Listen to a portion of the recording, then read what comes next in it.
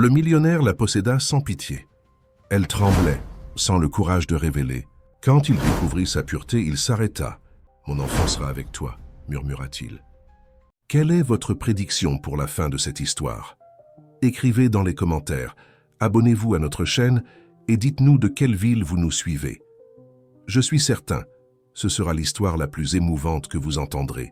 Victoire Deschamps respirait profondément en observant Paris par la fenêtre du bureau de son père. Le ciel gris s'accordait avec son état d'esprit en cette matinée d'automne. À 25 ans, jamais elle n'aurait imaginé être sur le point de prendre une décision aussi définitive.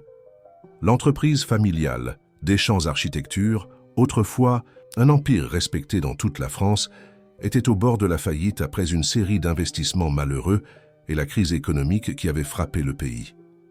À l'étage en dessous, les employés, dont beaucoup comptaient des décennies de dévouement, continuaient leur travail sans savoir que le prochain salaire pourrait ne pas exister. Victoire sentait le poids de cette responsabilité à chaque respiration. Ce n'était pas seulement l'héritage de 3 générations qui était en jeu, mais aussi la subsistance de centaines de familles. « Ma fille, tu comprends que nous n'avons pas d'autre option. » Auguste Deschamps, son père, un homme de 60 ans dont les cheveux gris et les cernes profondes trahissaient des nuits sans sommeil, s'approcha d'elle d'un pas lent. « La proposition d'Henri Beaumont est notre seule issue. » Henri Beaumont. Ce nom résonnait dans son esprit comme un présage. PDG du groupe Beaumont, un conglomérat qui dominait le marché immobilier français, il était connu non seulement pour sa fortune colossale, mais aussi pour la froideur avec laquelle il menait ses affaires. À 40 ans, il ne s'était jamais marié, et les rumeurs sur sa vie personnelle étaient aussi rares que ses démonstrations publiques d'émotion. « Papa, il doit exister une autre solution. Un nouveau prêt, peut-être un investisseur, étranger, argumenta Victoire, sachant qu'elle ne faisait que répéter des alternatives déjà écartées. Nous avons tout essayé, tu le sais. Auguste s'assit, passant ses mains sur son visage fatigué. Henri est prêt à injecter le capital nécessaire et à maintenir l'entreprise en activité avec tous les emplois garantis. En échange, il veut une épouse, compléta Victoire, sa voix mélangeant résignation et défi. Il veut que je devienne Madame Beaumont. La proposition était arrivée 3 jours plus tôt, après une réunion entre Auguste et Henri. Elle n'avait pas été présentée comme une imposition directe, mais comme une suggestion enveloppée de termes financiers, un accord qui incluait le mariage avec Victoire, la préservation de l'entreprise et la garantie que la famille Deschamps conserverait une position au conseil, bien que minoritaire. « Je ne veux pas que tu penses que je vends ma fille. » Auguste se leva brusquement, la culpabilité évidente dans sa voix. « S'il existe une autre solution, n'importe laquelle. J'ai déjà lu le contrat prénuptial. » Victoire l'interrompit avec un calme qu'elle ne ressentait pas. « Les conditions sont claires. » L'accord prénuptial était un document de 20 pages qui ressemblait davantage à l'acquisition d'une entreprise qu'à un engagement matrimonial. Elle aurait droit à une allocation généreuse, une résidence personnelle si le mariage se terminait après 5 ans, et la garantie que ses futurs enfants seraient les héritiers légitimes de la fortune Beaumont. En contrepartie, elle devrait se comporter comme l'épouse parfaite, l'accompagner lors d'événements sociaux, et bien que ce ne soit pas explicitement rédigé, remplir ses devoirs conjugaux. « Tu n'as pas besoin de faire cela, Victoire. » Laure, sa sœur cadette, entra dans le bureau les yeux rouges. « Nous pouvons recommencer, même sans l'entreprise. » Victoire regarda sa sœur de 19 ans, qui rêvait de terminer ses études de médecine. Comment expliquer que ce n'était pas seulement l'entreprise, mais l'avenir de Laure, le traitement coûteux de tante Cécile et les dettes accumulées qui la motivaient? « J'ai déjà pris ma décision. » Victoire prit le stylo doré qui avait appartenu à son grand-père, le fondateur de Deschamps. « Je vais épouser Henri Beaumont. » 2 semaines plus tard, Victoire se trouvait dans le bureau d'Henri à la Défense, l'un des quartiers les plus exclusifs de Paris. L'immeuble aux façades de verre reflétait les nuages qui passaient, comme si le ciel lui-même fuyait cette rencontre. C'était la première fois qu'ils se réunissaient formellement pour discuter du mariage. La salle de réunion au dernier étage était un monument au minimalisme. Mobilier de design italien, œuvres d'art contemporain aux murs et une vue panoramique sur la ville. Henri l'attendait debout, vêtu d'un costume impeccablement taillé. Grand, avec une allure athlétique et des traits définis, il possédait une beauté froide et inaccessible. « Mademoiselle Deschamps, je vous remercie pour votre ponctualité. » Sa voix était grave et contrôlée, comme celle de quelqu'un qui mesure chaque mot. « J'espère que le contrat répond à vos attentes. » Il n'y eut ni poignée de main, ni la cordialité qu'on attendrait d'un futur mari. Seulement des affaires. « Je crois que nous avons déjà revu tous les termes, Monsieur Beaumont. » Victoire garda le menton levé, déterminée à ne pas montrer d'insécurité. « Je suis ici pour confirmer la date de la cérémonie. » « Dans 3 semaines à partir d'aujourd'hui, comme convenu. » Henri lui indiqua une chaise pour qu'elle s'assoie. « Mon équipe a déjà commencé les préparatifs. Ce sera quelque chose de discret juste pour formaliser l'union. Nous éviterons une exposition inutile dans les médias. » Victoire acquiesça, sentant un froid dans l'estomac. 3 semaines. Dans 3 semaines, elle serait mariée à un homme qu'elle connaissait à peine, qui la considérait comme faisant partie d'une transaction commerciale. « Je présume que vous êtes consciente que cet accord bénéficie aux 2 parties, » continua Henri, ses yeux sombres l'étudiant avec un intérêt clinique. « Votre famille conserve sa dignité et l'entreprise. J'acquiers ce dont j'ai besoin pour consolider ma position sur le marché et dans la société. » Et qu'est-ce que ce serait exactement? Victoire ne put contenir la question. Qu'est-ce qu'un homme avec votre fortune et votre pouvoir gagne en m'épousant? Un quasi-sourire apparut sur le visage d'Henri, si bref qu'il aurait pu être imaginaire. La légitimité, mademoiselle Deschamps, une épouse de votre lignée, d'une famille traditionnelle comme la vôtre, me donne accès à des cercles que l'argent seul n'achète pas. Il se leva marchant jusqu'à la fenêtre. De plus, à 40 ans, il est temps de penser à un héritier. Mes actionnaires apprécieront la stabilité qu'un mariage procure. La froideur avec laquelle il parlait d'enfants, comme s'il était un actif de plus dans son portefeuille, fit frissonner Victoire. Cependant, il n'y avait pas de retour possible. L'avenir de nombreuses personnes dépendait de ce sacrifice. « Je comprends. » Elle se leva, ajustant la robe simple qu'elle portait. « Je serai prête à la date convenue. » Quand ils se séparèrent, il n'y eut aucun geste indiquant de l'affection ou de l'attente. Juste un accord scellé, un contrat signé avec la vie des 2. En sortant de l'immeuble, Victoire s'accorda un moment de faiblesse. Elle s'appuya contre une colonne de marbre et laissa échapper une larme solitaire, rapidement essuyée. Ce n'était pas ainsi qu'elle avait imaginé son mariage quand elle était petite. Ce n'était pas le chemin qu'elle avait rêvé de parcourir. Mais les rêves, avait-elle appris, devaient souvent être sacrifiés au nom de responsabilités plus grandes. Et tandis que le soleil de fin d'après-midi teintait Paris d'or, Victoire Deschamps marchait vers un avenir qu'elle n'avait pas choisi, mais qu'elle affronterait avec la même dignité qui caractérisait sa famille depuis des générations. Le jour du mariage se leva avec un ciel étonnamment clair pour Paris. Victoire observait les derniers préparatifs par la fenêtre de la suite de l'hôtel Le Bristol, où elle avait passé la nuit précédente. La robe de mariée, une création exclusive d'un styliste renommé, pendait sur un cintre près du miroir. C'était une pièce éblouissante, digne d'une princesse ou d'une acquisition précieuse. « Tu es magnifique, même avec cette tête ?» De condamner à l'échafaud, commenta Julie, sa meilleure amie depuis l'enfance, la seule qui connaissait toute la vérité derrière cette union. « C'est parce que je me sens exactement comme ça. » Victoire essaya de sourire, mais le geste n'atteignit pas ses yeux. « Comment sont-ils tous en bas? Ton père est nerveux mais garde les apparences. Laure fait de son mieux pour distraire les invités, qui ne sont pas nombreux comme ton fiancé l'a demandé. » Henri avait été clair quant à la cérémonie, seulement les proches et quelques associés essentiels pour les affaires.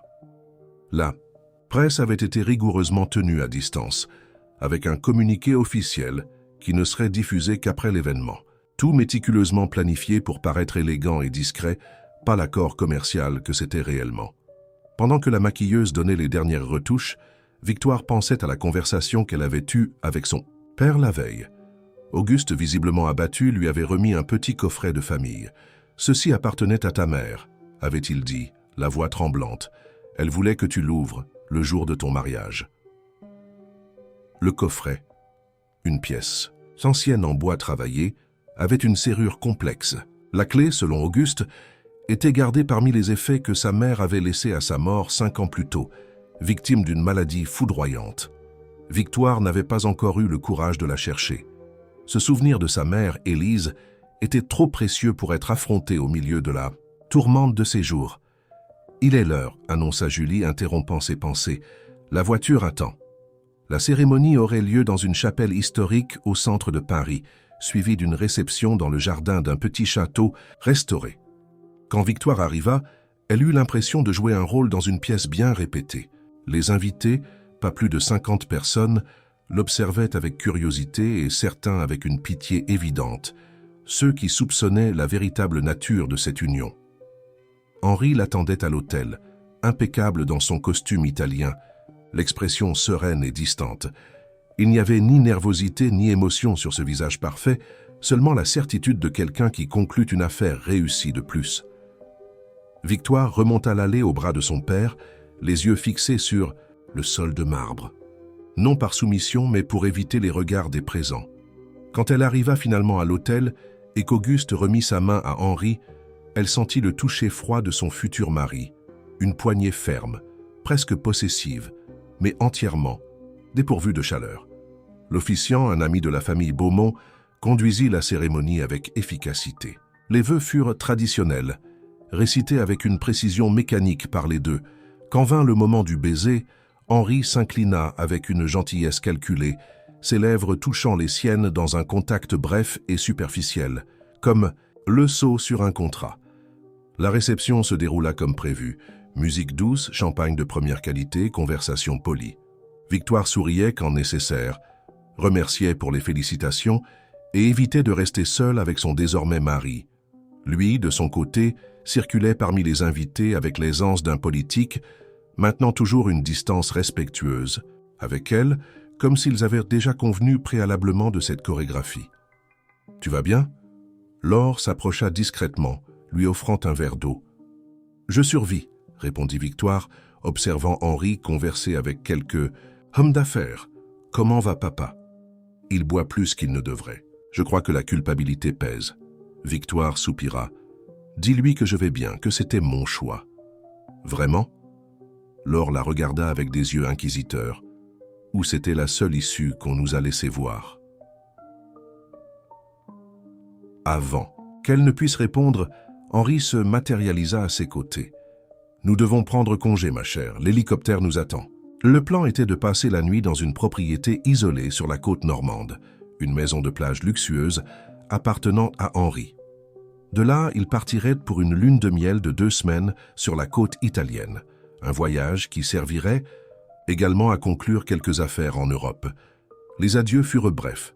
Victoire embrassa son père et sa sœur avec force, essayant de transmettre la confiance qu'elle ne ressentait pas. Quand elle monta dans la limousine aux côtés d'Henri, le silence entre eux était presque une entité physique, occupant tout l'espace disponible. « Vous vous êtes comporté de façon adéquate », commenta-t-il finalement, tandis que la voiture glissait dans les rues de Paris en direction de l'héliport. « Je vous en remercie. Je n'ai fait que respecter notre accord, » répondit-elle, gardant le regard fixé sur la fenêtre. « Néanmoins, je reconnais que la situation n'est pas conventionnelle. Votre coopération est appréciée. » Victoire se tourna pour le regarder, remarquant pour la première fois une ombre d'incertitude dans ses yeux habituellement impénétrables. Pendant un bref instant, elle entrevit l'homme derrière le masque de l'homme d'affaires implacable, quelqu'un qui peut-être naviguait également en eaux inconnues. L'hélicoptère les transporta au-dessus de la campagne française, tandis que le soleil se couchait à l'horizon. Le paysage était magnifique, mais Victoire le remarquait à peine, immergé dans ses pensées sur la nuit à venir. Le contrat ne précisait pas les détails de la vie intime du couple, mais les attentes étaient implicites. La maison de plage était une construction moderniste impressionnante, tout en verre et béton, érigée sur une falaise avec vue sur la mer. Des employés discrets reçurent les bagages et se retirèrent rapidement, laissant le couple seul. « J'ai fait préparer un dîner léger », informa Henri, la conduisant jusqu'à une terrasse où une table était dressée. « J'imagine que vous êtes fatigué des formalités de la journée. » Le dîner se déroula dans un silence ponctué de commentaires occasionnels sur la cérémonie et les invités. Henri semblait plus détendu ici, loin des regards extérieurs, mais maintenait toujours la posture contrôlée qui le caractérisait. Victoire, quant à elle, essayait de repousser mentalement le moment où ils devraient se retirer dans la chambre. Quand finalement il n'y eut plus moyen de prolonger le repas, Henri se leva et lui tendit la main. « Allons-y !»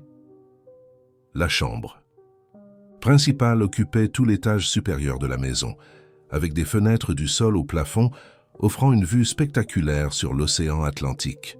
Le lit king size était couvert de draps en lin égyptien et des pétales de rose formaient un chemin jusqu'à lui, une touche romantique qui semblait étrangement déplacée dans ce contexte. Victoire sentit son cœur s'accélérer quand Henri s'approcha, défaisant le nœud de sa cravate avec des mouvements délibérément lents. Il n'y avait pas de désir dans ses yeux, seulement une détermination pratique, comme quelqu'un qui se prépare à remplir une obligation de plus. « Nous pouvons remettre cela à plus tard, si vous préférez, » dit-il, la surprenant. « L'accord ne spécifie pas de délai pour cette partie. »« Non, » répondit-elle, rassemblant son courage. « Continuons. » Quand Henri la toucha, ses doigts étaient froids contre sa peau. Les gestes étaient précis, presque cliniques, révélant de l'expérience mais aucune passion. Victoire ferma les yeux, essayant de se distancer mentalement de cette situation, mais quelque chose dans son contact la maintenait douloureusement présente. C'est quand il commença à déboutonner sa robe qu'elle sentit les premières larmes s'échapper. Ce n'était pas de la peur ou de la répulsion, mais une profonde tristesse pour ce qui aurait dû être un moment d'abandon et d'affection, réduit à une formalité contractuelle. « Vous pleurez ?» constata-t-il, arrêtant ses mouvements. « Ce n'est rien, tenta-t-elle de dissimuler, essuyant son visage. C'est juste que je n'ai jamais, avec personne avant. » Les mots sortirent entrecoupés, presque inaudibles, mais l'effet sur Henri fut immédiat. Il recula comme s'il avait reçu un choc, ses yeux s'écarquillant dans une expression de surprise authentique, la première émotion authentique qu'elle voyait chez lui. « Vous êtes » hésita-t-il, incapable de compléter la phrase. « Oui » confirma-t-elle, sentant son visage brûler de honte. Il n'y a jamais eu personne.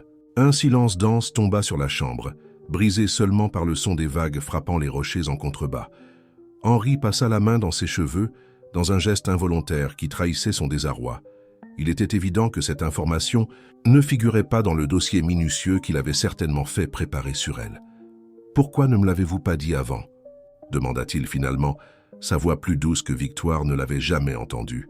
« Je ne pensais pas que cela ferait une différence pour notre accord, » répondit-elle, avec une dignité qu'elle ne savait pas posséder en cet instant. Henri la fixa longuement, comme s'il la voyait vraiment pour la première fois. Puis, sans dire un mot, il prit le peignoir de soie qui était sur un fauteuil et le lui tendit. « Reposez-vous, » dit-il, se dirigeant vers la porte.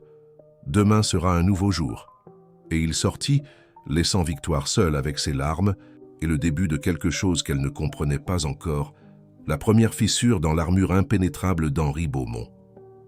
Le lendemain matin apporta avec lui le murmure constant des vagues et une clarté qui envahissait la chambre à travers les rideaux entr'ouverts. Victoire se réveilla désorientée, oubliant un moment où elle était et ce qui s'était passé. La réalité revint progressivement. Le mariage, la cérémonie froide et la nuit précédente, ce moment de vulnérabilité qui avait inexplicablement changé l'atmosphère entre elle et Henri. Elle se leva lentement, remarquant qu'elle était seule dans la chambre. Sur le fauteuil près de la fenêtre, elle trouva un plateau avec un petit déjeuner et une enveloppe portant son nom écrit dans la calligraphie précise d'Henri. À l'intérieur, un billet concis. « J'ai dû régler quelques affaires par téléphone. Je serai sur la plage quand vous serez prête à descendre. H. » Après une longue douche, Victoire s'habilla simplement, un short en lin et un chemisier léger, et descendit chercher son mari. La maison, vue à la lumière du jour, était encore plus impressionnante. Minimaliste et élégante, chaque détail semblait avoir été méticuleusement pensé pour créer une atmosphère de sophistication sans ostentation. Elle trouva Henri sur la plage privée, assis dans une chaise en bois, contemplant l'océan. Il portait un pantalon clair et une chemise en coton avec les manches retroussées jusqu'au coude, une version plus détendue de l'homme toujours formel qu'elle avait connu. À côté de lui, un ordinateur portable fermé suggérait qu'il avait effectivement travaillé avant son arrivée. « Bonjour », le salua-t-elle, s'arrêtant à quelques pas de distance. Henri se retourna et Victoire remarqua quelque chose de différent dans son regard, une douceur qui n'était pas là auparavant. « Bonjour, avez-vous bien dormi ?»« Oui, merci. » Elle s'assit dans la chaise vide à côté de lui. « Et vous ?»« Suffisamment. » Il ferma définitivement son ordinateur portable comme s'il décidait de lui accorder toute son attention, un geste inédit. « À propos d'hier soir, nous n'avons pas besoin d'en parler, » interrompit Victoire, sentant son visage s'échauffer. « Au contraire, nous le devons. » Henri s'inclina légèrement dans sa direction. « J'ai réalisé qu'il y a que des lacunes dans ma compréhension de vous. Ce n'est pas acceptable dans un partenariat, même un comme le nôtre. Partenariat. » Le mot flotta entre eux, ni totalement vrai, ni complètement faux. Ils n'étaient pas partenaires au sens conventionnel, mais ils n'étaient pas non plus simplement des parties d'un contrat, plus maintenant après cette nuit. « Que voulez-vous savoir ?» demanda-t-elle, se surprenant elle-même par sa disposition à cette conversation. « Tout ce qui est pertinent. Par exemple, pourquoi quelqu'un comme vous, jeune, intelligente, de bonne famille, n'a jamais eu de relation sérieuse ?» La question était directe, presque invasive, mais il y avait une curiosité authentique. Victoire respira profondément, organisant ses pensées. « Ma mère est tombée malade quand j'avais 20 ans. » Commença-t-elle, regardant l'horizon. « Ce fut une période difficile. J'étais à l'école d'architecture, partageant mon temps entre les études et l'hôpital. Après son départ, j'ai dû aider mon père dans l'entreprise, assumer des responsabilités. Il n'est pas resté beaucoup de place pour les romances. » Henri acquiesça, comme si cela avait du sens à un niveau profond qu'elle ne pouvait pas saisir. « Et il n'y a eu personne qui valait l'effort ?» Victoire sourit légèrement. « Il y a eu des prétendants, bien sûr. Mais ils semblaient toujours vouloir quelque chose que je ne pouvais pas donner. Mon temps, mon attention complète ou pire, l'accès à l'entreprise de ma famille. Et maintenant, vous êtes marié à quelqu'un qui a explicitement voulu cet accès, observa-t-il avec une autocritique surprenante.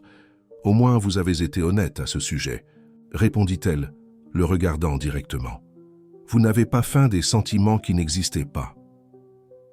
Un silence contemplatif s'établit entre eux, rempli seulement par le son des vagues et des oiseaux marins. Il y avait quelque chose de presque paisible dans ce moment partagé, comme si une première couche de glace avait fondu. « Qu'arrive-t-il maintenant ?» demanda finalement Victoire. « Avec la lune de miel, avec tout ?» Henri se leva, tendant la main pour l'aider. Qu'un autre geste inédit. « Je suggère que nous profitions de ce temps pour mieux nous connaître. Le voyage en Italie est confirmé pour demain, mais si vous préférez annuler... » « Non, » interrompit-elle, acceptant la main offerte. « Suivons le plan. Nous devons juste l'ajuster peut-être. » Les 2 semaines suivantes se déroulèrent de manière surprenante. L'Italie, avec sa beauté historique et ses paysages éblouissants, servit de toile de fond à un rapprochement graduel qu'aucun des deux n'avait planifié.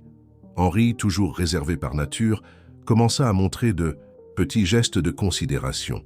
Il attendait que Victoire termine son petit déjeuner avant de sortir pour les rendez-vous. Demandait son avis sur les restaurants et annula même une réunion lorsqu'il s'aperçut qu'elle était fascinée par la visite d'une galerie d'art à Florence. Victoire, de son côté, découvrit des facettes d'Henri que le dossier d'entreprise ne mentionnait certainement pas.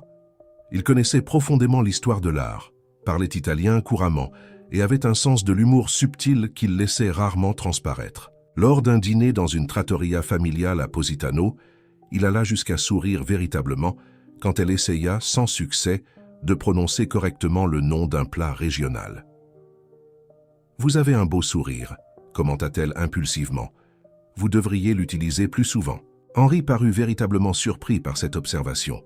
« Je n'ai pas eu beaucoup de raisons de sourire ces dernières années, » répondit-il avec une honnêteté désarmante. « Pourquoi ? Vous avez tout ce dont la plupart des gens rêvent. Attendez, les biens matériels apportent rarement un bonheur authentique, seulement du confort, » répondit-il, faisant tourner son verre de vin rouge entre ses doigts. « J'ai appris cela en observant mon père. » C'était la première fois qu'il mentionnait sa famille, et Victoire saisit l'occasion. « Comment était votre famille ?»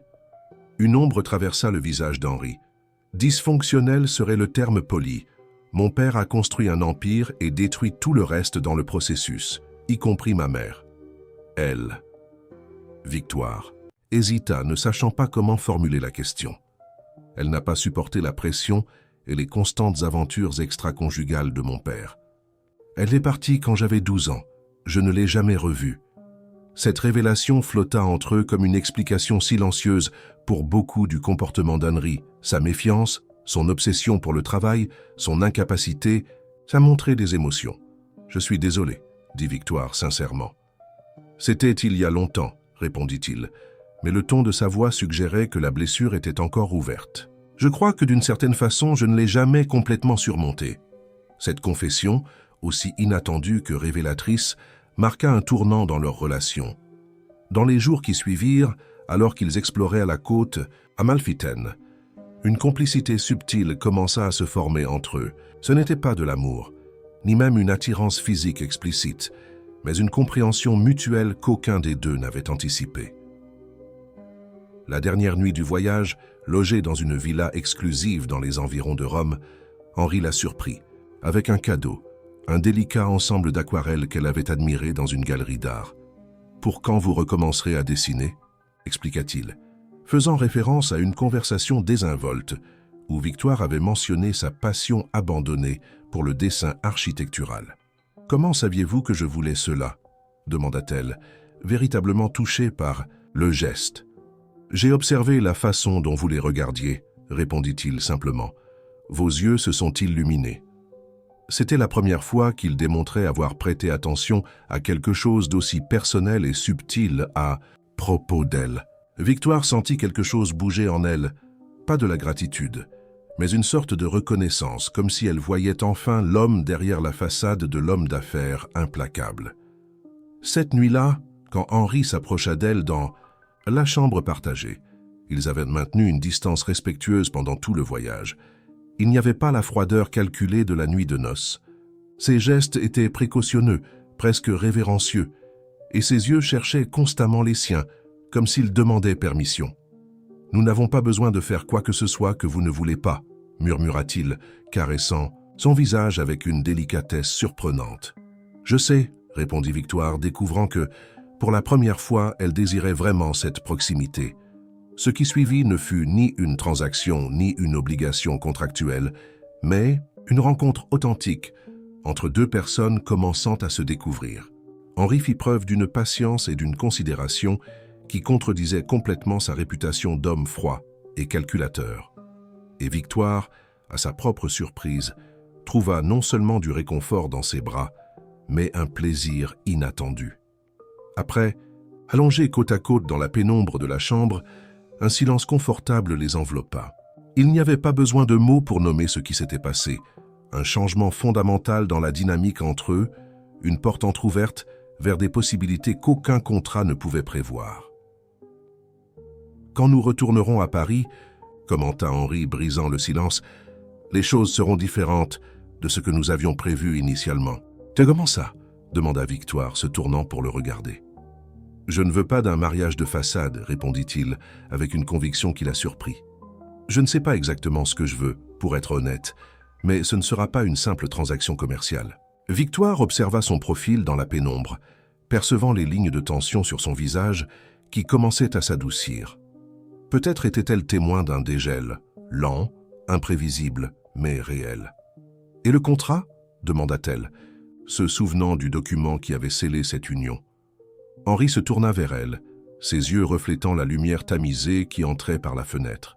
« Certains contrats sont faits pour être renégociés, » répondit-il, avec ce qui pourrait être interprété comme le début d'un sourire.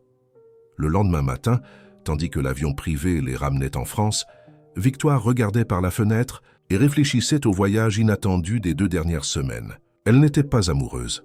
Ce serait naïf de confondre gratitude et attirance physique avec amour, mais il y avait une graine de quelque chose plantée entre eux, quelque chose que même le plus détaillé des contrats prénuptiaux n'aurait pu prévoir ou contrôler.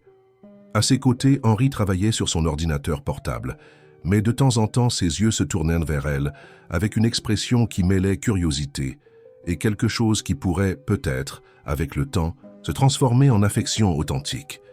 Le retour à Paris apporta avec lui le rythme accéléré de la métropole et les défis de construire une routine conjugale qui n'avait pas été planifiée. la demeure d'Henri à Neuilly-sur-Seine, une grande maison aux lignes contemporaines, entourée d'un jardin méticuleusement entretenu, devint le décor de cette nouvelle phase.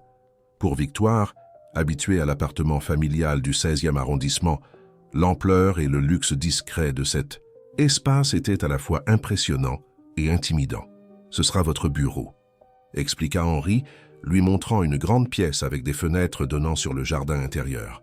« Je l'ai fait équiper avec tout ce dont un architecte pourrait avoir besoin.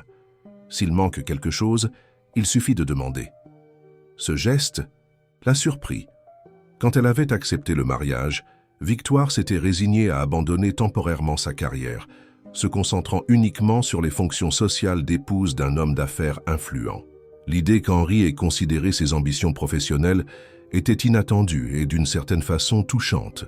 « Je n'ai pas besoin que vous travailliez chez Deschamps maintenant, » continua-t-il, semblant lire dans ses pensées. « Mais j'imagine que vous voudrez maintenir vos compétences affûtées. De plus, vous pourriez peut-être collaborer à certains projets du groupe Beaumont si cela vous intéresse. »« Merci, » répondit Victoire, sincèrement reconnaissante. « Cela signifie beaucoup pour moi. » Un sourire discret apparut sur les lèvres d'Henri, ce même sourire rare qu'elle avait remarqué pendant la lune de miel. « Je ne vous fais pas une faveur. Ce serait un gaspillage de ne pas profiter de votre talent. » Dans les semaines qui suivirent, une routine étonnamment harmonieuse s'établit. Henri maintenait son agenda chargé de réunions et de voyages d'affaires, mais commença à faire de petits ajustements pour inclure Victoire dans sa vie. Ils dînaient ensemble chaque fois que possible, fréquentaient occasionnellement des événements culturels, et les soirs où ils étaient tous deux à la maison, ils partagèrent des moments d'intimité qui devenaient progressivement plus naturels et moins calculés. Victoire, quant à elle, partageait son temps entre des projets personnels d'architecture, des visites à sa famille et l'adaptation à son rôle de Madame Beaumont. Elle fut surprise de découvrir que, malgré les circonstances inhabituelles, il y avait des aspects véritablement agréables dans son nouveau statut. Henri, bien que toujours réservé, démontrait un respect et une considération qu'elle n'attendait pas, la consultant sur les décisions liées à la maison et même sur certaines affaires. Ce fut lors d'un déjeuner avec Laure, 3 mois après le mariage, que Victoire réalisa à quel point sa vie avait changé. « Tu sembles heureuse », observa sa sœur, l'étudiant avec curiosité. « Est-ce réel ou es-tu devenue une excellente actrice ?» Victoire sourit, remuant distraitement sa salade. « Un peu des deux, peut-être. La situation n'est pas ce que j'imaginais, mais elle a ses bons moments. » Et Henri, est-il toujours l'iceberg ambulant que nous avons connu ? Il dégèle peu à peu. Victoire choisit soigneusement ses mots. « Il y a plus en lui qu'il n'y paraît à première vue. » Laure leva un sourcil sceptique. « Tu développes le syndrome de Stockholm ou tu commences vraiment à l'aimer ?» La question prit Victoire au dépourvu. Elle n'avait jamais formulé aussi clairement ses sentiments envers son mari. Il y avait de la gratitude, certainement, un respect croissant, une attirance physique indéniable. Mais était-il possible que quelque chose de plus profond se forme ? « C'est compliqué, » répondit-elle finalement. « Nous apprenons à nous connaître vraiment seulement maintenant, après le mariage. C'est un ordre étrange pour les choses, non ? Tant que tu vas bien, » Laure serra sa main sur la table. « Et s'il te blesse d'une quelconque façon, rappelle-toi que je sais où se trouve son bureau et que j'ai un excellent sens du timing pour interrompre des réunions importantes. » Victoire rit, se sentant bénie d'avoir une sœur si protectrice. La conversation changea pour d'autres sujets. Les études de Laure, la santé de leur père, les nouvelles de l'ancienne entreprise familiale, maintenant stabilisée sous la gestion conjointe d'Auguste et des cadres nommés par Henri. Ce fut la semaine suivante, après une série de nausées matinales qu'elle attribua initialement à une intoxication alimentaire, que Victoire fit le test de grossesse. La confirmation vint comme un choc. Il n'avait pas planifié une grossesse si tôt, bien que le contrat mentionnât explicitement l'attente d'héritier. Assise au bord de la baignoire, le test positif entre ses doigts tremblants, Victoire essayait de traiter le tourbillon d'émotions qui l'envahissait. Il y avait de la peur, bien sûr, face à l'ampleur de ce changement. Il y avait aussi une joie surprenante qu'elle ne s'attendait pas à ressentir, et il y avait surtout l'incertitude quant à la réaction d'Henri. Elle décida de le lui dire ce soir-là même, pendant le dîner. Elle prépara la table avec un soin particulier, choisit une robe qu'elle savait qu'il appréciait, et tenta de contrôler la nervosité qui grandissait à chaque heure. Henri arriva ponctuellement à 8 heures, comme d'habitude. Il remarqua immédiatement les préparatifs spéciaux et arqua un sourcil intrigué. « Une occasion que j'ai oubliée ?» demanda-t-il, déposant un léger baiser sur son front, un autre geste qui était devenu habituel ces dernières semaines. « Pas exactement, » répondit Victoire, le conduisant à table. « Mais nous avons quelque chose d'important à discuter. » Le dîner se déroula avec une conversation légère sur la journée de chacun. Mais Victoire pouvait à peine se concentrer. Henri, toujours observateur, remarqua sa distraction.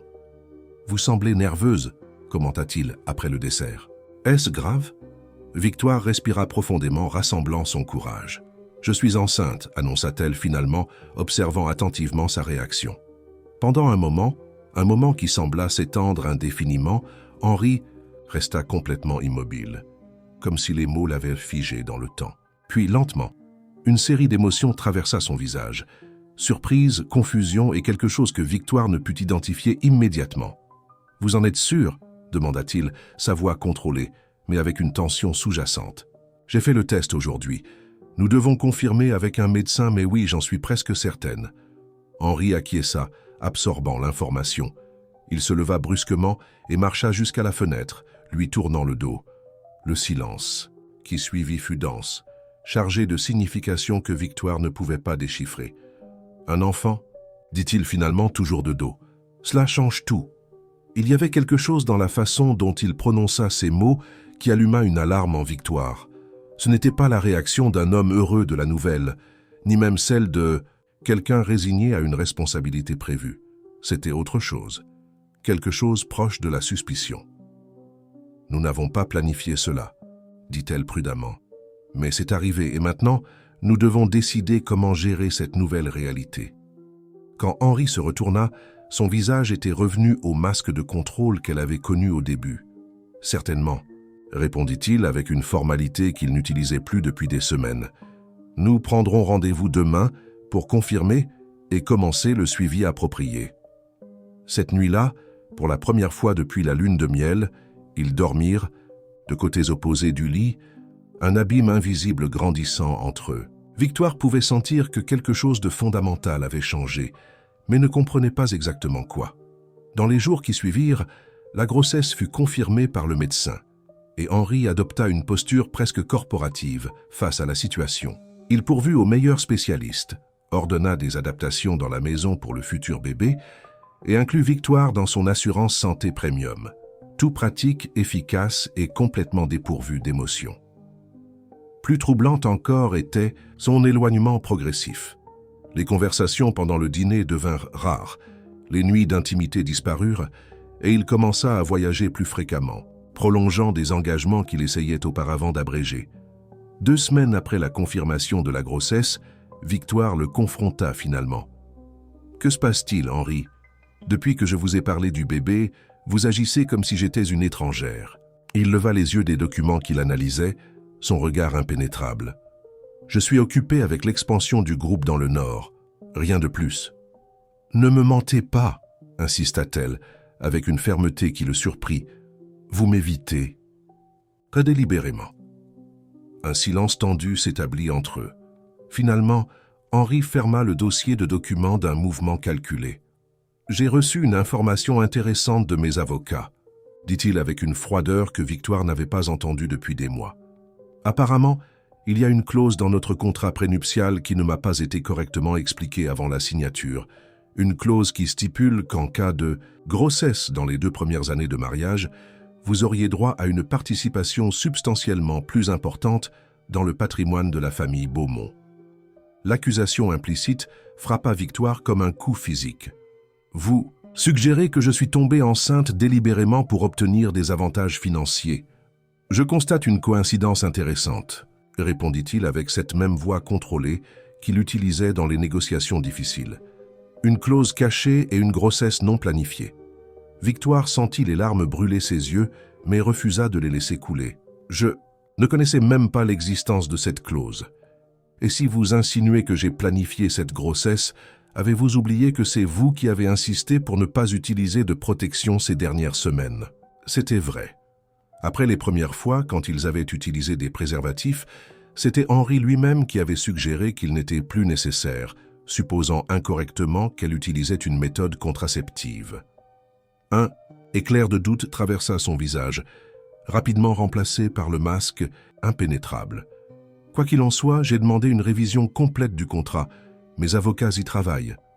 Faites ce que vous jugez nécessaire, répondit Victoire, la voix tremblante de colère et de chagrin.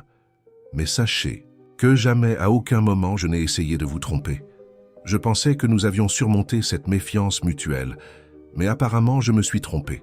Elle quitta la pièce d'un pas ferme, mais dès qu'elle ferma la porte de la chambre derrière elle, elle permit aux larmes de couler enfin. Ce recul faisait plus mal qu'elle ne l'aurait cru, parce qu'à un moment du chemin, sans s'en rendre compte, elle avait commencé à vraiment se soucier d'Henri, à valoriser la fragile connexion qu'ils avaient construite. Cette nuit-là, en fixant le plafond de la chambre, une main reposant protectivement sur son ventre encore plat, Victoire prit une décision. Elle n'implorerait pas la confiance ou l'affection. Si Henri choisissait de revenir à la froideur initiale, elle survivrait, non plus seulement pour sa famille ou l'entreprise, mais maintenant pour l'enfant qu'elle portait. Ce qu'elle ne savait pas, c'est que dans le bureau à l'étage inférieur, Henri Beaumont fixait un verre de whisky intact, partagé entre la méfiance enracinée qui avait façonné toute sa vie adulte et la suspicion croissante que, pour la première fois, il pourrait commettre une erreur irréparable. Les semaines suivantes se déroulèrent dans une atmosphère de civilité forcée. Victoire et Henri cohabitèrent le même espace, partagèrent des repas occasionnels, mais le gouffre entre eux semblait s'élargir chaque jour. Elle se plongea dans le travail, acceptant de collaborer à un projet de restauration d'un bâtiment historique au centre de Paris, une distraction bienvenue pour l'esprit et le cœur blessés. La grossesse progressait sans complications. Son corps commençait à montrer les premiers changements subtils, une petite courbe, qui n'était perceptible que lorsqu'elle était sans vêtements. Lors des consultations médicales, Henri se présentait ponctuellement, posant des questions techniques et précises à l'obstétricien, mais évitant tout contact émotionnel avec Victoire ou avec l'idée du bébé. C'est par un après-midi pluvieux d'août que Martine, la gouvernante qui travaillait pour Henri depuis plus d'une décennie, frappa discrètement à la porte du bureau de Victoire. « Madame, excusez-moi de vous interrompre », dit la femme avec un évident inconfort. « Mais il y a quelque chose que vous devez savoir. » Victoire écarta les plans architecturaux qu'elle analysait, intriguée par le sérieux sur le visage de la gouvernante, qui maintenait normalement une discrétion absolue sur les affaires de la maison. « Qu'y a-t-il, Martine? Est-il arrivé quelque chose ?» La femme entra, fermant la porte derrière elle. « C'est à propos de M. Henri et de cette réunion avec les avocats hier soir. » Victoire sentit un serrement dans la poitrine. Elle savait qu'Henri continuait à enquêter sur la fameuse clause du contrat prénuptial, mais il ne partageait plus rien sur le sujet avec elle. « Vous ne devriez pas écouter les conversations privées, Martine, » avertit-elle, plus par formalité que par réelle censure. « Je le sais, madame, et je vous prie de m'excuser, mais quand j'ai servi le café, j'ai entendu quelque chose qui m'a inquiété. » Martine hésita, visiblement partagée entre la loyauté envers son patron de longue date et ce qu'elle considérait comme juste. Il parlait d'une annulation. Le mot tomba comme une pierre dans l'estomac de Victoire. Annulation du mariage. Oui, madame. L'un des avocats a dit que ce serait possible, sur la base de quelque chose concernant un consentement vicié ou une omission d'informations critiques. Monsieur Henri n'a pas semblé totalement convaincu, mais a demandé qu'il prépare les documents de toute façon. Victoire remercia la gouvernante et lui demanda de la laisser seule. Dès que la porte se referma, elle s'accorda un moment de fragilité, les mains tremblantes couvrant son visage. L'idée qu'Henri cherche à annuler le mariage, surtout maintenant avec un enfant en route, était dévastatrice, non seulement pour les implications pratiques, mais pour ce que cela représentait émotionnellement. Ce soir-là, quand Henri rentra à la maison, Victoire l'attendait dans le salon, déterminée à affronter la situation de front. « Nous devons parler », dit-elle dès qu'il entra, « à propos de l'annulation que vous planifiez. » Henri se figea momentanément, ses yeux sombres enregistrant la surprise avant de se reprendre. Je vois que les murs ont des oreilles dans cette maison.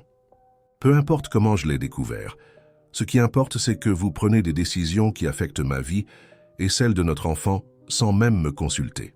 Il marcha jusqu'au bar et se servit un verre, un geste que Victoire avait remarqué être son rituel quand il avait besoin de gagner du temps pour organiser ses pensées. « Je n'ai pris aucune décision définitive », répondit-il finalement. « J'explore simplement des options. Des options pour vous débarrasser de moi et du bébé ?» La voix de Victoire trembla légèrement, trahissant son émotion contenue.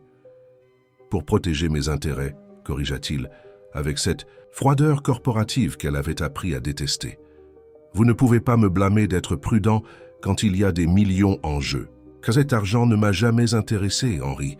Jamais. » Victoire se leva, l'affrontant directement. « Si vous voulez, je peux signer maintenant même un document renonçant à tout droit supplémentaire prévu par cette clause qui vous perturbe tant. » Quelque chose changea dans son regard.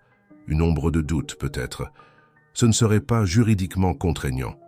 Alors faites que vos avocats rédigent quelque chose qui le soit. Mais arrêtez cette farce d'annulation pour l'amour de Dieu. La frustration brisa finalement la composition soigneusement maintenue de Victoire. Je porte votre enfant. Un enfant que, soit dit en passant, vous avez participé activement à concevoir. Et votre réponse est d'essayer de vous débarrasser de nous? Henri posa le verre sur la table avec plus de force que nécessaire. Ce n'est pas si simple, Victoire. J'ai passé ma vie à voir des gens manipuler des contrats et des relations pour obtenir des avantages. Mon propre père... Je ne suis pas votre père, ni votre mère, ni aucune personne qui vous a blessé dans le passé. Victoire l'interrompit, à des années-lumière de la jeune femme résignée qui était montée à l'autel des mois auparavant. Je suis la femme qui a accepté de vous épouser pour sauver ma famille, qui a essayé de faire fonctionner ce mariage, qui a commencé à croire que nous pourrions peut-être construire quelque chose de réel ensemble. Le silence qui suivit était chargé d'émotions non dites. Henri l'observait comme s'il la voyait sous un jour nouveau, cette femme enceinte, avec des yeux brillants d'indignation et des joues colorées par l'émotion, si différente de la jeune femme soumise, qu'il avait espéré en proposant cet accord. « Les papiers du contrat original, dit-il finalement. Les avez-vous lus avant de signer ?» La question prit Victoire par surprise. Bien sûr, c'était 20 pages de termes juridiques.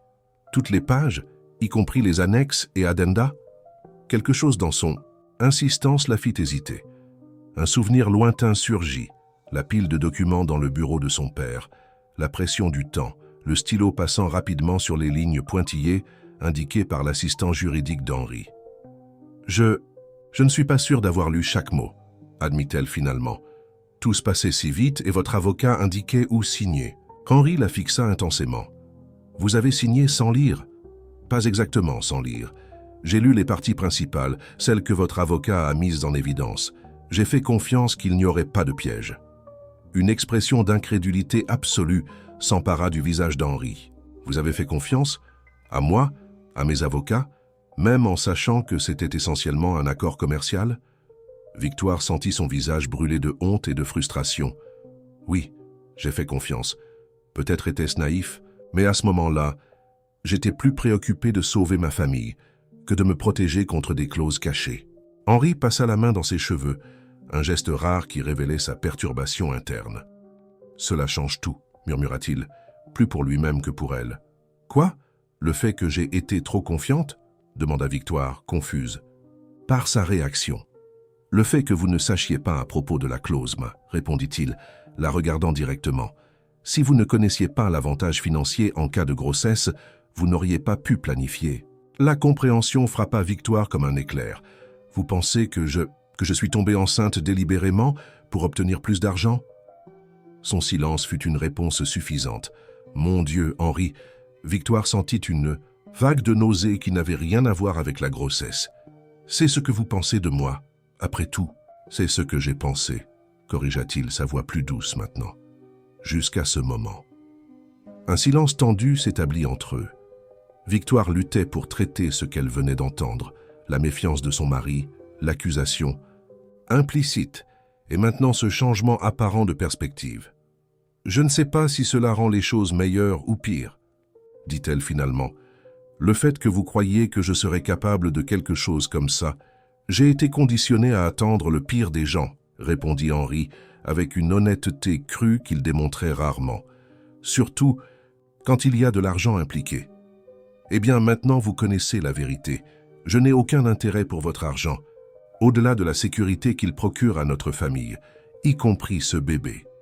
Victoire posa instinctivement la main sur son ventre. Si vous voulez poursuivre l'annulation, je ne lutterai pas contre. Mais sachez que vous rejetterez non. Seulement moi, mais une chance réelle d'avoir la famille que vous n'avez jamais eue. Elle se tourna pour quitter la pièce, se sentant émotionnellement épuisée. Avant qu'elle n'atteigne la porte, la voix d'Henri l'arrêta. « Demain, dit-il, j'aimerais que vous m'accompagniez au bureau du docteur Mercier. » Victoire le regarda, confuse. « Votre avocat ? » ?»« Oui, je veux que vous voyiez personnellement le contrat original. Toutes les pages, y compris celle qui contient la clause en question. » « Pourquoi ? » ?»« Parce que nous avons besoin d'une clarté totale avant d'avancer dans n'importe quelle direction, » répondit-il, avec un sérieux qui n'admettait pas de question. « Et parce que je pense que nous avons tous deux été manipulés dans cette histoire. » La nuit fut longue et agitée pour les deux. Victoire, allongée dans son lit, seule, comme c'était devenu habituel ces dernières semaines, réfléchissait à la conversation. Il y avait quelque chose dans la réaction d'Henri qui n'avait pas tout à fait de sens. Pourquoi tant de surprise à savoir qu'elle n'avait pas lu tout le contrat? Et pourquoi l'insistance à vérifier ensemble le document original? La réponse vint le lendemain matin, dans le luxueux bureau du docteur Mercier, un avocat d'affaires, d'âge moyen, dont l'expression neutre ne révélait absolument rien. Devant eux, sur la table en acajou poli, se trouvait le contrat original. Toutes les 52 pages, y compris les annexes et addenda. « Je veux que Madame Beaumont voie la page 37, celle qui contient la clause sur la grossesse. » Instruisit Henri avec un calme qui contrastait avec la tension évidente dans ses épaules. L'avocat, visiblement mal à l'aise, feuilleta le document jusqu'à la page indiquée et le tourna pour que Victoire puisse lire. Elle se pencha sur le papier, étudiant le texte juridique dense. « Voyez-vous votre signature au bas de la page ?» demanda Henri. Victoire examina soigneusement. « Oui, elle est là. Maintenant, regardez attentivement le numéro de page en bas et comparez-le avec la page précédente et la suivante. » Intriguée, Victoire fit comme il suggérait. C'est alors qu'elle remarqua le formatage du numéro de page était légèrement différent.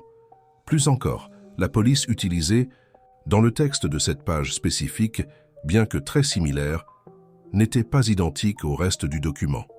Cette page, commença-t-elle confuse, a été insérée ultérieurement, compléta Henri, son regard maintenant tourné vers l'avocat qui semblait avoir vieilli de 10 ans au cours des 5 dernières minutes. N'est-ce pas, docteur Mercier? L'avocat déglutit, ajustant sa cravate comme si elle était soudainement trop serrée. « Monsieur Beaumont, je peux expliquer. »« J'en suis certain, » interrompit Henri, sa voix dangereusement contrôlée. « Tout comme vous pourrez expliquer au Conseil de l'Ordre des avocats et possiblement à un juge pénal. » Victoire observait la scène abasourdie. « Vous dites que cette clause est fausse, qu'elle a été insérée après que nous ayons signé ?»« Exactement, » confirma Henri. « Et je soupçonne que ce fut sans la connaissance d'aucun de nous deux, ce qui m'amène à demander qui en bénéficierait, docteur Mercier. Qui vous a payé pour insérer cette page ?» L'avocat pâlit visiblement. « Personne ne m'a payé, monsieur Beaumont. C'était une suggestion de monsieur Deschamps. Il a pensé que ce serait une protection supplémentaire pour sa fille, au cas où... » « Mon père ?» Victoire sentit le sol disparaître sous ses pieds. « Mon père vous a demandé de faire cela ?»« Il s'inquiétait pour votre avenir, » tenta de justifier l'avocat, sa voix faible. « Il voulait s'assurer que vous seriez protégé en toutes circonstances. Il a dit que monsieur Beaumont ne s'y opposerait certainement pas, une fois qu'un héritier ferait partie de l'accord, mais il a préféré ne pas le mentionner explicitement pour éviter des embarras. » Henri se leva brusquement. « C'est de la falsification de documents, docteur Mercier, et de la manipulation de contrats. Je veux votre lettre de démission du groupe Beaumont dans 1 heure. » Ils sortirent du bureau, en silence, chacun absorbant les implications de cette révélation. Dans l'ascenseur descendant les 30 étages de l'immeuble d'entreprise, Victoire trouva enfin sa voix. « Je suis désolée pour ce que mon père a fait, » dit-elle, sincèrement consternée. « Il n'avait pas le droit. » il essayait. « De vous protéger », interrompit Henri, la surprenant. « D'une manière complètement erronée et potentiellement criminelle, mais je comprends l'impulsion. » Quand ils arrivèrent au rez-de-chaussée, au lieu de se diriger vers le parking, Henri la conduisit jusqu'à un café voisin. Ils choisirent une table discrète au fond et passèrent leurs commandes. Un espresso pour lui, une tisane au gingembre pour elle, bonne pour les nausées de grossesse. « Alors, » dit finalement Victoire, incapable de supporter davantage, le silence, « qu'arrive-t-il maintenant ?» Henri l'étudia pendant un long moment, ses yeux sombres, insondables. « Maintenant, nous avons la vérité. Vous ne connaissiez pas la clause parce qu'elle n'existait pas quand vous avez signé. Je ne le savais pas parce qu'elle a été insérée sans mon consentement. Aucun de nous n'a essayé de tromper l'autre. Et l'annulation ? Demanda-t-elle, essayant de garder la voix ferme. Il n'y aura pas d'annulation, répondit-il, avec une certitude qui la surprit. À moins que ce ne soit ce que vous voulez, maintenant que vous savez ce que votre père a fait. Victoire sentit un nœud dans la gorge. Ce n'est pas ce que je veux. Quelque chose s'adoucit dans le regard d'Henri, une tension qui se défaisait, un mur qui commençait à s'effondrer. Ce n'est pas non plus ce que je veux, admit-il, tendant la main sur la table pour toucher la sienne. J'ai réalisé durant ces semaines que l'idée de vous perdre et notre enfant était plus douloureuse que n'importe quel risque financier. Cette confession, si simple et directe, fit monter les larmes aux yeux de Victoire. Ce n'était pas une déclaration d'amour. Henri n'était pas un homme de grands gestes romantiques, mais c'était honnête, et à ce moment, c'était exactement ce qu'elle avait besoin d'entendre. Le 5e mois de grossesse apporta avec lui une nouvelle phase pour Victoire et Henri. La réconciliation après l'épisode de la clause falsifiée avait été prudente, comme deux danseurs réapprenant les pas l'un de l'autre, mais authentiques. Henri, toujours réservé par nature, commença à montrer un intérêt croissant pour la grossesse, assistant à toutes les consultations, posant des questions aux médecins, et même, à la surprise de Victoire, lisant des livres sur le développement fœtal et la paternité. La demeure de Neuilly-sur-Seine connut également des transformations. L'une des chambres proches de la suite principale fut désignée comme chambre du bébé, et Henri insista pour que Victoire ait toute liberté pour la décorer comme elle le souhaitait. Elle se plongea dans le projet avec enthousiasme, appliquant son talent pour l'architecture et le design d'intérieur, dans la création d'un espace accueillant et sophistiqué.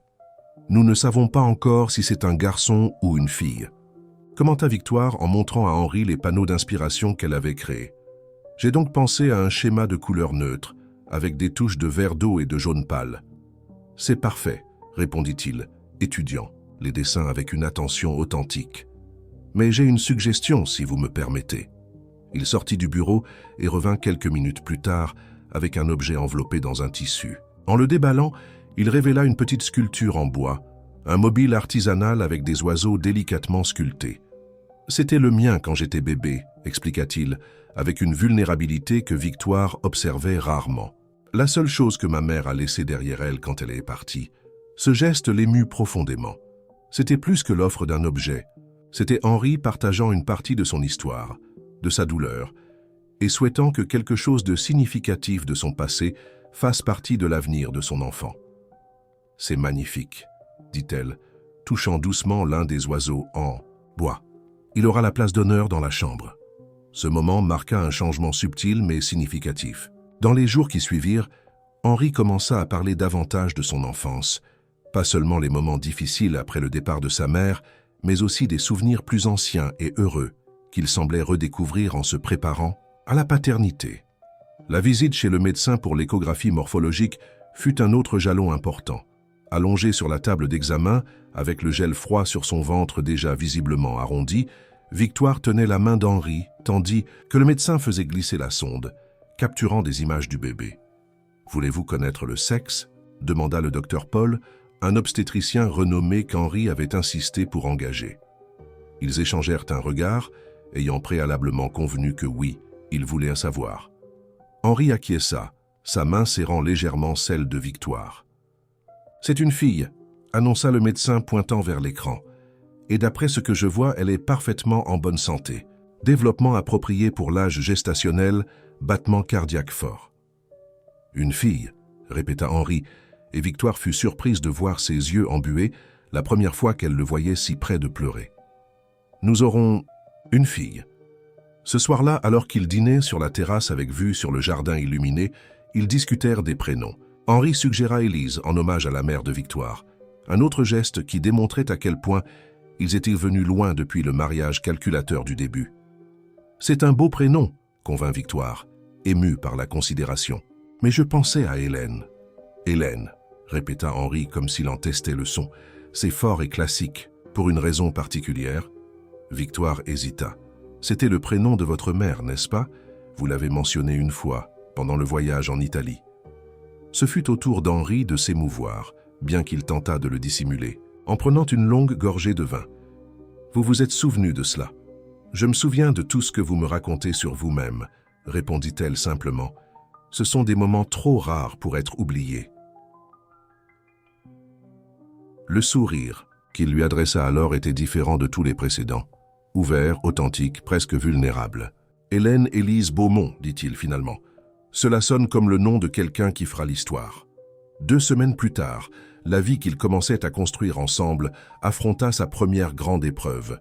Victoire était seule à la maison, travaillant dans son bureau, quand elle ressentit un étourdissement soudain en se levant. Elle tenta d'atteindre le téléphone, mais avant de pouvoir le faire, sa vision s'obscurcit et elle tomba, heurtant sa tempe contre l'angle du bureau. Ce fut Martine qui la trouva quelques minutes plus tard, semi-consciente et avec un filet de sang coulant sur son visage. La gouvernante agit rapidement, appelant une ambulance puis téléphonant à Henri, qui était en réunion cruciale avec des investisseurs internationaux. « Monsieur Beaumont », la voix de Martine tremblait au téléphone. « Madame Victoire est tombée et est blessée. L'ambulance est en route, mais j'ai pensé que vous devriez le savoir immédiatement. » Henri n'hésita pas. « Le bébé ?» fut sa première question, la voix tendue. « Nous ne savons pas encore. Elle est consciente, mais confuse. À quel hôpital l'emmène-t-il ? » « L'hôpital américain de Paris, monsieur. J'y serai dans 20 minutes. » Henri s'excusa auprès des investisseurs japonais sans explications élaborées. Quelque chose d'impensable pour l'homme méticuleux qu'il était avant de connaître Victoire. Son chauffeur battit des records de vitesse dans les avenues congestionnées de Paris et quand il arriva finalement à l'hôpital, Victoire était déjà en train d'être examinée. « Je suis son mari », annonça-t-il à l'accueil, avec une urgence qu'il ne se souciait pas de dissimuler. « Victoire Beaumont, elle est enceinte et a fait une chute. » Il fut conduit jusqu'à une zone d'attente adjacente à la salle d'examen où un médecin vint le trouver quelques minutes plus tard. « Monsieur Beaumont, votre épouse a subi une légère commotion cérébrale et a nécessité quelques points de suture à la tempe, » expliqua le médecin. « Quant au bébé, nous le surveillons, mais les battements cardiaques sont normaux et il n'y a pas de signe de décollement placentaire, ce qui est la principale préoccupation dans ces cas. »« Quelle a été la cause de la chute ?» demanda Henri, essayant de maintenir son calme. « Hypotension, tension basse. C'est commun pendant la grossesse, surtout quand on se lève trop rapidement. Nous allons la garder en observation pendant 24 heures, mais le pronostic est bon pour la mère et l'enfant. » Quand on lui permit finalement d'entrer dans la chambre, Henri sentit son cœur se serrer en voyant Victoire dans le lit d'hôpital. Pâle, avec un pansement à la tempe et connecté à des moniteurs qui suivaient ses signes vitaux et ceux du bébé. « Eh !» murmura-t-elle, essayant de sourire malgré la douleur évidente. « On dirait que j'ai fait peur à tout le monde. » Henri s'approcha, tenant sa main comme si c'était quelque chose d'infiniment précieux. « Comment vous sentez-vous »« Comme si j'avais été renversée par une voiture, » répondit-elle avec un faible sourire. « Mais le médecin a dit qu'Hélène va bien. C'est ce qui compte. » « Vous comptez aussi, dit-il avec une intensité qui la surprit. Beaucoup plus que je n'aurais jamais imaginé possible. Cette nuit à l'hôpital fut révélatrice pour les deux. Henri refusa de quitter le côté de Victoire, dormant inconfortablement dans un fauteuil à côté du lit, se levant à chaque bruit des moniteurs, vérifiant constamment qu'elle et le bébé allaient bel bien. Le matin, quand le médecin fit sa tournée, il trouva Henri déjà éveillé, révisant méticuleusement le dossier médical de son épouse. « Je vois que nous avons un mari très attentif. » commenta le médecin en examinant la blessure à la tempe de Victoire. « Il n'a pas quitté votre côté une seule seconde. »« Il peut être assez protecteur quand il veut, » répondit Victoire, échangeant un regard significatif avec Henri. « C'est mon devoir de vous protéger », répondit-il, avec une simplicité qui cachait la profondeur du sentiment. « Vous deux êtes ma responsabilité maintenant. » Quand ils reçurent leur congé le jour suivant, Henri surprit Victoire une fois de plus. Au lieu de déléguer les soins à une infirmière, comme on aurait pu s'y attendre d'un cadre de son calibre, il réorganisa complètement son agenda pour les 2 semaines suivantes, annulant même un voyage international planifié depuis des mois. « L'entreprise peut survivre sans moi quelques jours », expliqua-t-il quand elle questionna. « Vous et Hélène, je n'en suis pas si sûr. » Les jours qui suivirent consolidèrent la transformation dans leur relation. Henri, toujours si indépendant et distant, se découvrit incapable de rester loin de Victoire trop longtemps, comme s'il craignait que quelque chose puisse arriver en son absence. Il travaillait principalement de la maison, interrompant fréquemment ce qu'il faisait pour vérifier qu'elle était confortable, qu'elle avait mangé correctement, qu'elle suivait les recommandations médicales. Je n'aurais jamais imaginé qu'Henri Beaumont puisse se transformer en Marie-Poule, plaisanta alors lors d'une visite. La dernière fois que je l'ai vu, il ressemblait à un bloc de glace ambulant. « Les gens changent », répondit Victoire, observant avec affection tandis qu'Henri discutait avec le jardinier sur le retrait de plantes potentiellement toxiques du jardin, préparant la maison pour l'arrivée de sa fille, encore à des mois de distance. « Tu l'aimes », constata Laure, non comme une question mais comme une observation. Victoire ne répondit pas immédiatement. Le mot « amour » n'avait jamais été prononcé entre elle et Henri, même dans les moments les plus intimes. Il y avait du respect, il y avait du désir, il y avait une complicité croissante et même de la tendresse. Mais de l'amour? Je crois que oui, admit-elle finalement, surprise par la simplicité de la constatation. Et je crois qu'il m'aime aussi, même s'il ne l'a jamais dit. Cette nuit-là, tandis qu'Henri travaillait dans son bureau, Victoire décida d'affronter le coffret que son père lui avait remis des mois auparavant, celui qui avait appartenu à sa mère et qui devait être ouvert le jour de son mariage. Le petit objet en bois était resté oublié pendant toute la tourmente des premiers mois de mariage. Mais maintenant, avec la vie prenant une direction plus stable, elle se sentait prête pour cette rencontre avec le passé. La clé, comme son père l'avait dit, était parmi les effets de sa mère, dans une petite boîte à bijoux qu'elle gardait précieusement. C'était une clé ancienne, délicatement travaillée, qui s'adapta parfaitement à la serrure du coffret. À l'intérieur, elle trouva une enveloppe jaunie adressée à elle, avec la calligraphie élégante d'Élise Deschamps. Le cœur battant, elle l'ouvrit soigneusement. La lettre, datée de quelques semaines avant la mort de sa mère, se révéla être un message d'adieu, un qu'Élise n'avait jamais eu l'occasion de remettre personnellement. « Ma chère Victoire », commençait la lettre, « quand tu liras ces mots, je ne serai probablement plus là. Les médecins ne sont pas optimistes, et j'ai essayé de me préparer à l'inévitable. Mais avant de partir, je dois partager avec toi quelque chose d'important, un secret que j'ai gardé pendant des années, attendant le bon moment pour le révéler. » Victoire continua à lire, son cœur battant de plus en plus fort à mesure qu'elle absorbait les mots de sa mère. La lettre révélait que, contrairement à ce qu'elle avait toujours cru, la situation financière de la famille n'était pas aussi désespérée que son père l'avait fait paraître. Élise avait hérité d'une propriété substantielle d'un oncle éloigné, un terrain sur la côte normande qui, avec le boom immobilier des dernières années, s'était considérablement valorisé. « Ton père n'a jamais su cet héritage », continuait la lettre. « C'était un accord entre moi et mon oncle, qui n'a jamais totalement fait confiance à la capacité d'Auguste de gérer l'argent. Le terrain est à ton nom, Victoire, dans un compte fiduciaire qui deviendra accessible quand tu auras 26 ans le jour de ton mariage, selon ce qui arrive en premier. 26 ans. Victoire venait de les avoir 3 semaines auparavant. Si elle avait su cela, si elle avait ouvert le coffret avant... Ma plus grande crainte, poursuivait Élise, est que ton père, dans son désespoir de maintenir les apparences et le statut de la famille, puisse te pousser à un mariage de convenance. Je connais Auguste. Je sais combien il peut être persuasif quand il s'agit du bien de la famille. C'est pourquoi je laisse cette lettre, pour que tu saches que tu as des options, que tu as une indépendance financière. Ne te marie jamais. Par obligation, ma fille. Marie-toi seulement par amour ou ne te marie pas. » Des larmes coulaient sur le visage de Victoire, tandis qu'elle terminait de lire la lettre, des mots d'amour maternel, des conseils pour la vie, Et finalement, les informations bancaires et légales nécessaires pour accéder à son héritage. Un héritage qui, s'il avait été découvert à temps, aurait rendu son mariage avec Henri inutile. Cette révélation aurait dû la dévaster, aurait dû la remplir de colère contre son père pour avoir dissimulé une telle information.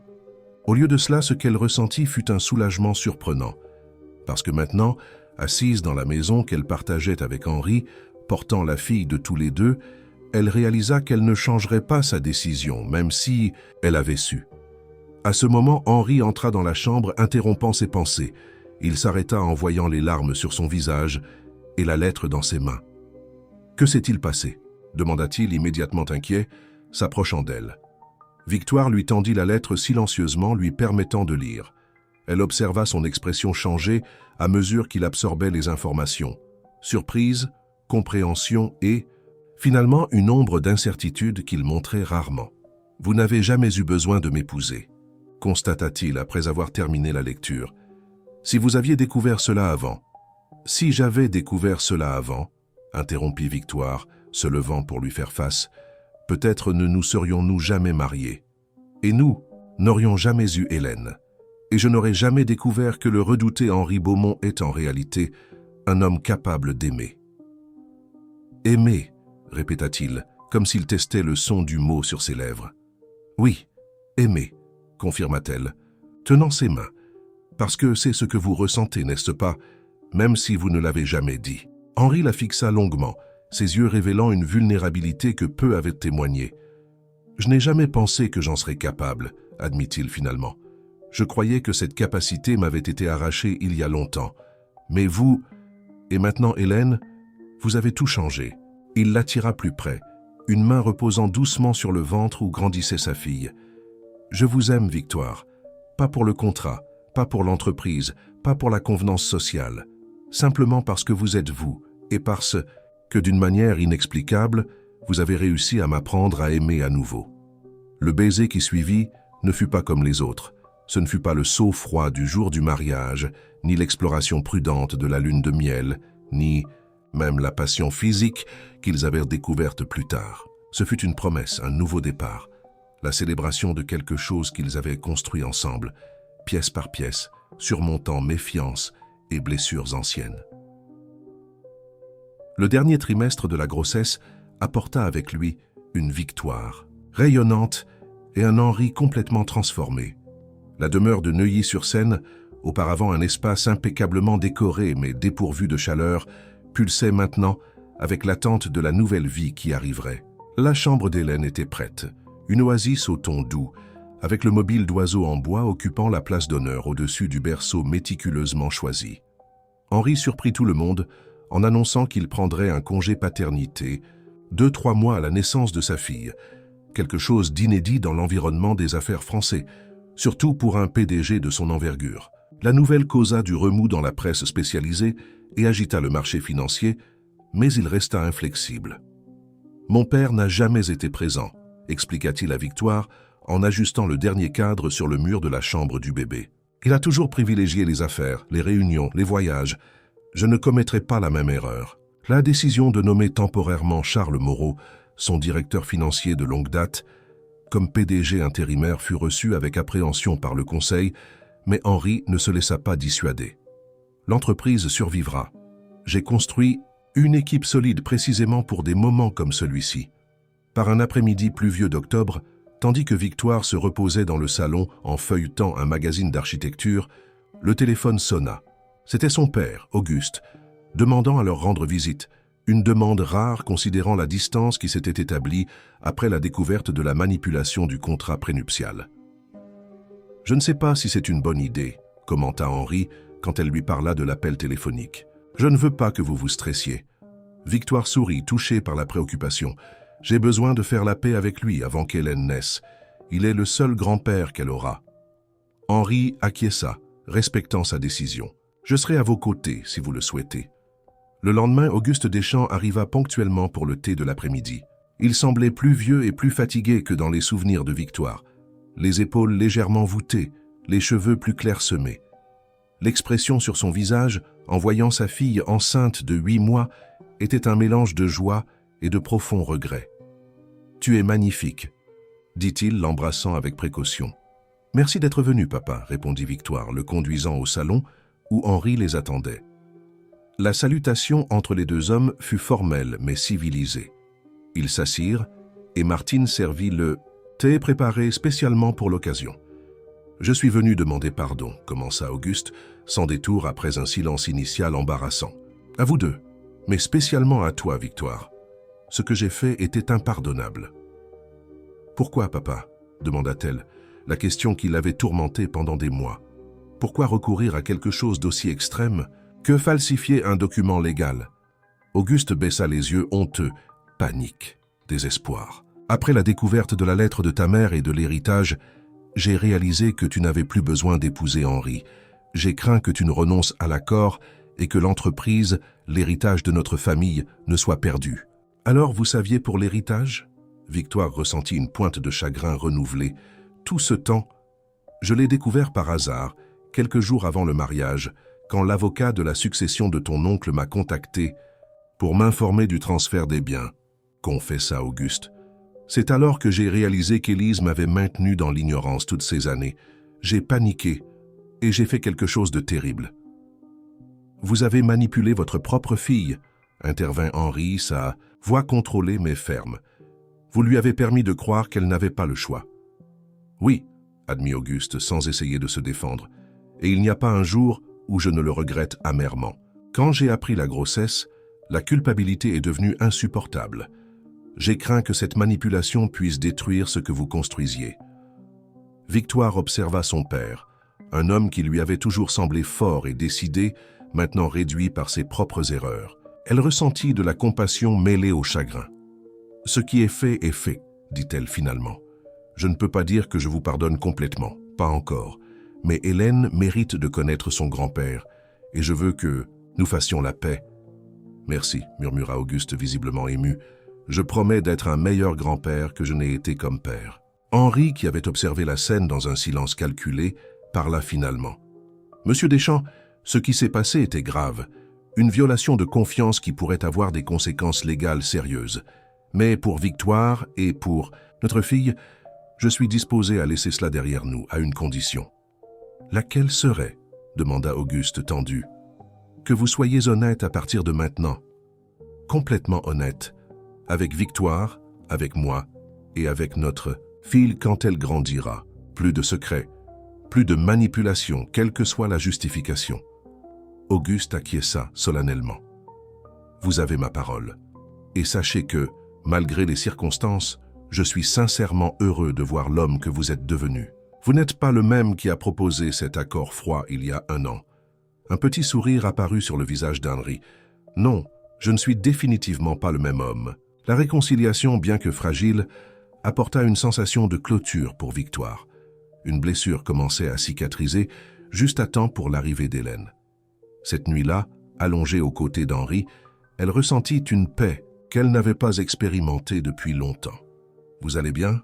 demanda-t-il, caressant ses cheveux. « Mieux que je ne l'espérais », répondit-elle, se blottissant contre sa poitrine, comme si un cycle se terminait pour qu'un autre puisse commencer. 2 semaines plus tard, pendant une réunion dans le bureau de la maison, Victoire ressentit les premières contractions. Elles étaient légères, espacées, mais inconfondables. Hélène avait décidé qu'il était temps de venir au monde, 3 semaines avant la date prévue. « Je crois que ça commence », annonça-t-elle calmement à Henri, qui discutait de stratégie de marché avec son équipe par vidéoconférence. Jamais la réunion d'un PDG ne fut terminée si abruptement. Avec une efficacité impressionnante, Henri activa le plan soigneusement élaboré pour ce moment. Le sac préparé pour l'hôpital fut placé dans la voiture, Martine fut informée, le médecin fut alerté, et en moins de 20 minutes, ils étaient en route vers la maternité. « Comment vous sentez-vous » demanda Henri, tenant la main de Victoire tandis que le chauffeur naviguait dans le trafic chaotique de Paris. « Effrayée, anxieuse, heureuse » répondit-elle, souriant malgré l'inconfort croissant. « Et vous ?» Terrorisé, admit-il, avec une honnêteté qui aurait été impensable des mois auparavant, mais prêt. Je serai à vos côtés à chaque instant. L'arrivée à l'hôpital américain de Paris fut suivie par une séquence de procédures déjà attendues. Triage, surveillance. La visite du docteur Paul confirmant que oui, Hélène était vraiment en route. Les contractions s'intensifièrent graduellement et Victoire découvrit une force intérieure qu'elle ne savait pas posséder. Henri ne quitta pas son côté une seule seconde. Il tint sa main pendant les contractions les plus fortes, appliqua des compresses froides sur son front, l'aida avec les techniques de respiration et offrit des mots d'encouragement qui, venant de cet homme autrefois si contenu, signifiaient plus que n'importe quel geste grandiose. Ce fut pendant l'une de ces contractions particulièrement intenses que le téléphone d'Henri sonna avec insistance. Il ignora les premiers appels, mais à la 4e tentative, il s'excusa pour vérifier.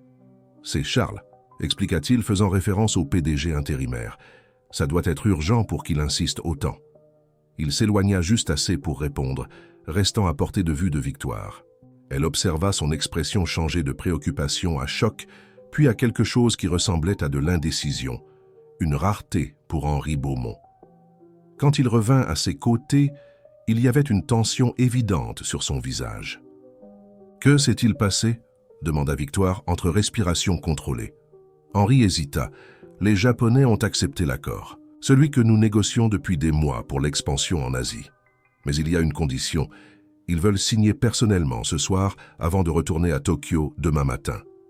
Ce soir, Victoire sentit un serrement dans la poitrine qui n'avait rien à voir avec les contractions. Ici à Paris? Oui, le président de la compagnie est venu spécialement pour cela. C'est une opportunité unique. Nous parlons de milliards d'euros, des centaines d'emplois. Victoire vit le conflit dans ses yeux, l'homme d'affaires calculateur qu'il avait toujours été contre l'homme qu'il était devenu ces derniers mois. « Vous devriez y aller, » dit-elle, les surprenant tous les deux. « Quoi ? Non, absolument. Pas. Hélène est en train de naître. Et elle naîtra que vous soyez dans une réunion ou non, » argumenta Victoire, avec une sérénité qui contrastait avec la douleur physique qu'elle ressentait. Le docteur Paul a dit que cela prendrait encore des heures. Vous pouvez y aller, signer l'accord et revenir. Henri semblait véritablement partager quelque chose d'impensable pour l'homme qu'elle avait connu au début. Je ne vais pas vous laisser seul en ce moment. Je ne serai pas seul.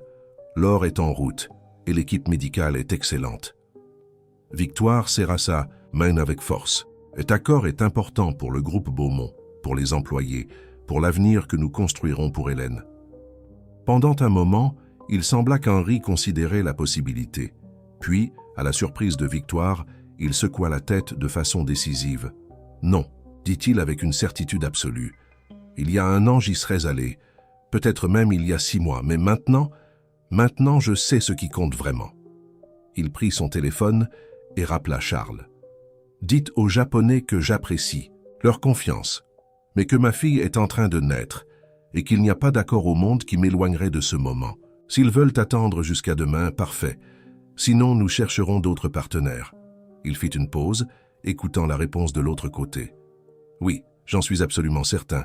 Bonne chance. » Il raccrocha et reporta toute son attention sur Victoire, dont les yeux étaient embués non par la douleur des contractions, mais par la profondeur de ce geste. « Vous venez de refuser un accord de plusieurs milliards pour moi, » constata-t-elle incrédule. « Pour nous, » corrigea-t-il, embrassant son front. « Pour notre famille, parce que j'ai finalement compris ce que mon père n'a jamais compris. Qu'aucune fortune au monde ne vaut la perte des moments qui comptent vraiment. » Les heures suivantes furent intenses, douloureuses et transformatrices.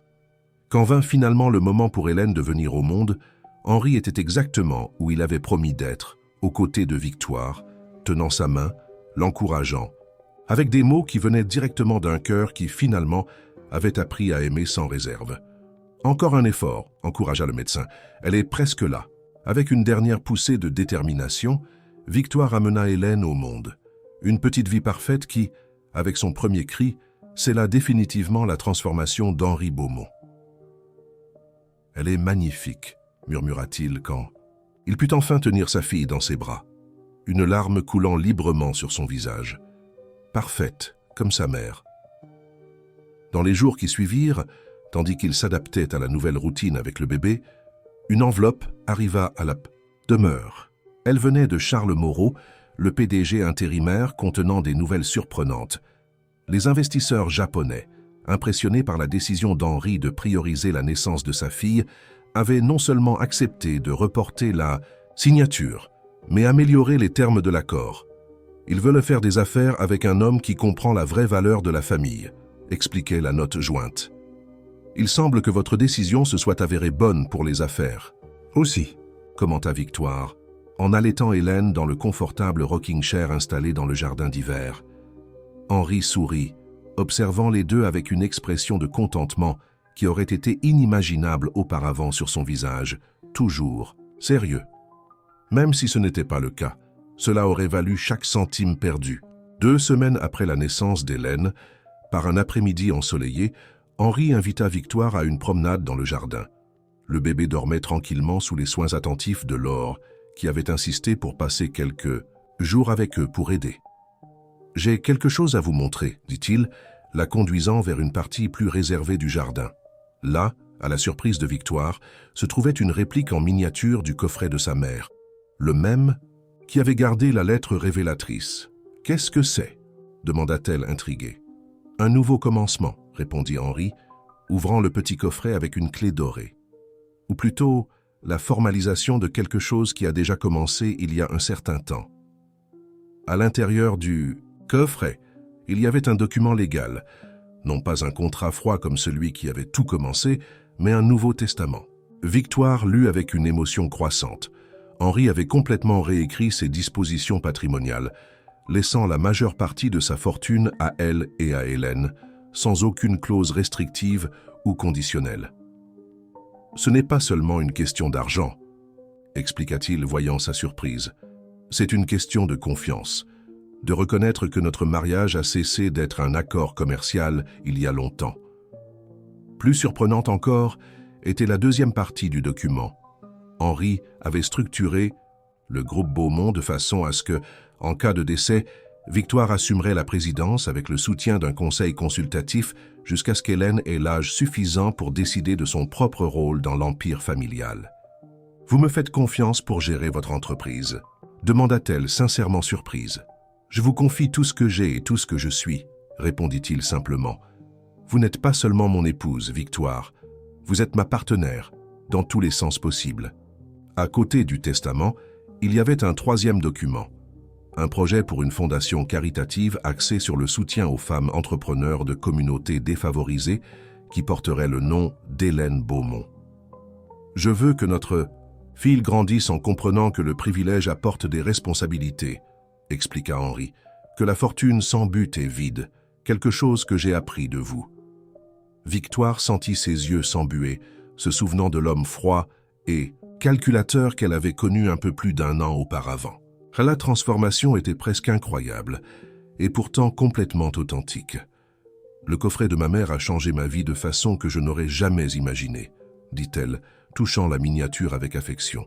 « D'abord en révélant une vérité qui est arrivée trop tard pour changer mes choix, et maintenant en inspirant ceci. Parfois, les choix que nous faisons par nécessité finissent par être exactement ceux que nous aurions dû faire par amour. » réfléchit Henri l'embrassant. Si vous aviez découvert l'héritage avant, peut-être ne nous serions-nous jamais mariés, et je n'aurais jamais découvert que j'étais encore capable d'aimer. Ils retournèrent vers la maison, main dans la main, au moment exact où Hélène commençait à se réveiller. Au son du doux pleur de sa fille, Victoire réalisa qu'elle avait complété un voyage inimaginable, de fiancée réticente à épouse aimée, de pièce dans un accord commercial à partenaire de vie, de jeune femme pressée par les circonstances à femme qui choisissait son propre destin. Quand elle entra dans la chambre et vit Henri prendre Hélène dans ses bras, conversant doucement avec sa fille, comme si elle pouvait comprendre chaque mot, Victoire sut avec une certitude absolue. Ce qui avait commencé comme un contrat s'était transformé en quelque chose qu'aucun document légal ne pourrait contenir ou définir. Quelque chose qui, contrairement aux accords commerciaux qui régissaient le monde d'Henri Beaumont, n'avait pas de clause de résiliation ou de délai de validité. L'amour, après tout, était le seul contrat qui valait la peine d'être signé, avec la vie entière. Chers auditeurs, nous espérons que le voyage de Victoire et Henri a touché vos cœurs. Pour continuer cette expérience émotionnelle, nous avons préparé une playlist spéciale avec des histoires tout aussi captivantes. Trouvez-la ici en cliquant à gauche. Si vous avez aimé cette narration, n'oubliez pas de vous abonner à notre chaîne et de laisser votre like sur la vidéo. Tous les jours, nous apportons des histoires uniques qui explorent la complexité de la vie